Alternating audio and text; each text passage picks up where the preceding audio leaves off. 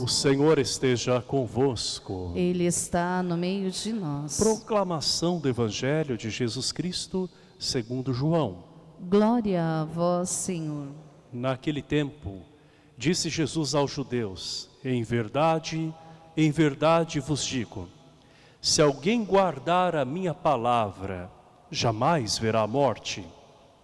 Disseram então os judeus: agora sabemos que tens um demônio.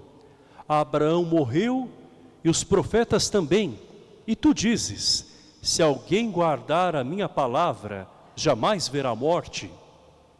Acaso és maior do que nosso pai Abraão, que morreu como também os profetas? Quem pretendes ser tu? Jesus respondeu: se me glorifico a mim mesmo, minha glória não vale nada. Quem me glorifica é o meu Pai, aquele que vós dizeis ser o vosso Pai. No entanto, não o conheceis, mas eu o conheço. E se dissesse que não o conheço, seria um mentiroso como vós. Mas eu o conheço e guardo a sua palavra. Vosso pai Abraão exultou por ver o meu dia. Ele o viu e alegrou-se. Os judeus disseram-lhe então: nem sequer 50 anos tens e viste Abraão? Jesus respondeu: em verdade eu vos digo, antes que Abraão existisse, eu sou. Então eles pegaram em pedras para apedrejar Jesus, mas ele escondeu-se e saiu do templo. Palavra da salvação. Glória a vós, Senhor. Que as palavras do Santo Evangelho perdoem os nossos pecados. Amém. Amém.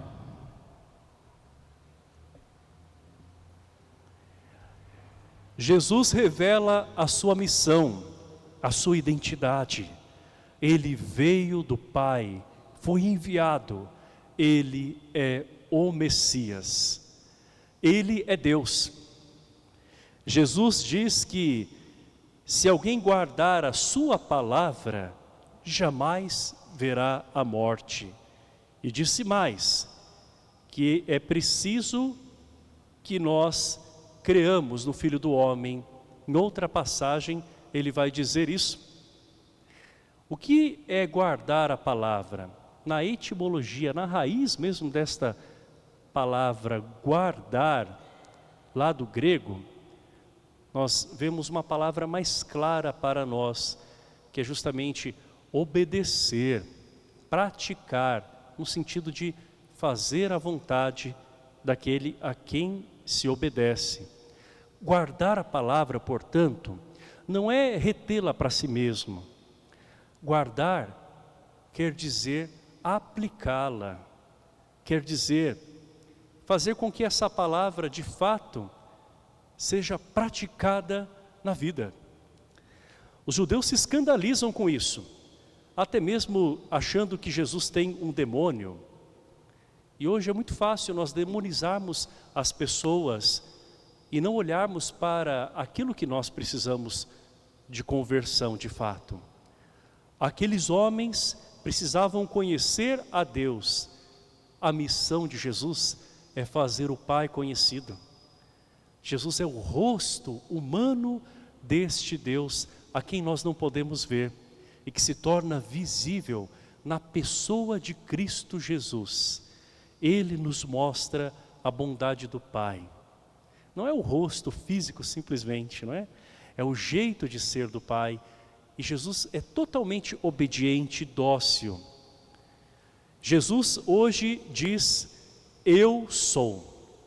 É assim que o povo judeu conhecia a Deus. Yahvé, eu sou. O nome que não se pode pronunciar. E Jesus por várias vezes diz: eu sou. Eu sou a videira verdadeira. Eu sou o bom pastor. E assim segue. Quantas vezes Jesus usa o verbo ser? Para os judeus apenas Deus é. E quando Jesus diz eu sou, ele está dizendo que ele também é Deus junto com o Pai. e o Espírito Santo que ele enviaria. Aqueles homens não compreendem. Eles até mesmo dizem que Jesus está se achando, entre aspas, não é? Como pode alguém dizer isso? E dizer que aquele que crê na sua palavra não vai ver a morte, sendo que até os profetas e Abraão, pai da fé, morreram? Como assim? Era muita ousadia, eles achavam. E Jesus nos fala desta morte, que não é simplesmente a morte física. Ele fala da morte espiritual, morrer eternamente. Nós devemos ter medo de morrer para Deus eternamente. Às vezes são tantos medos que nos sufocam, nos assolam. O maior medo que nós devemos ter é de perder o Senhor. E o maior anseio é justamente de, ao encontrá-lo, permanecer nele. Nós estamos aqui porque queremos conhecer mais a Deus. E quando nós fazemos um exame de consciência, à luz do Espírito Santo, nós vamos conhecendo mais a nós mesmos, o plano de Deus na nossa vida. E também ao analisarmos a nós, iluminados pelo Espírito Santo, nós vamos conhecendo melhor também o propósito que Ele tem na nossa vida e até as outras pessoas que estão conosco. Porque nós já não olhamos as pessoas a partir do nosso olhar embaçado com o nosso pecado, com as nossas dores, com os nossos traumas, com as nossas feridas, com os nossos pecados, com a nossa malícia. Nós olhamos as pessoas com a misericórdia de Deus. Então vamos buscar essa misericórdia. Aqueles homens não queriam olhar para si mesmos, por isso que eles enxergavam tantas coisas ruins em Jesus, a ponto de quererem apedrejá-lo. E sempre quando reflito sobre esta palavra, então eles pegaram em pedras para apedrejar Jesus. Eu me lembro daquele ditado que diz assim, que só se lançam pedras nas árvores que dão bons frutos. Jesus produz muitos frutos de misericórdia, de compaixão, de amor, e quer que também nós, a partir da nossa conversão, com o amor dele, produzamos frutos de muita virtude, de muita bondade, de espelhamento desse Deus de quem nós viemos e para o qual nós voltaremos. Contudo, os homens não conseguiram apedrejar Jesus. Jesus, ele se retira porque não é chegada a sua hora. A sua hora será por nós celebrada de uma forma muito mais intensa, mais profunda, na sexta-feira da paixão. Daqui um pouquinho mais de uma semana, em que nós vamos contemplar Jesus, a quem os homens não tiraram a vida, mas a quem o próprio Jesus deu a vida.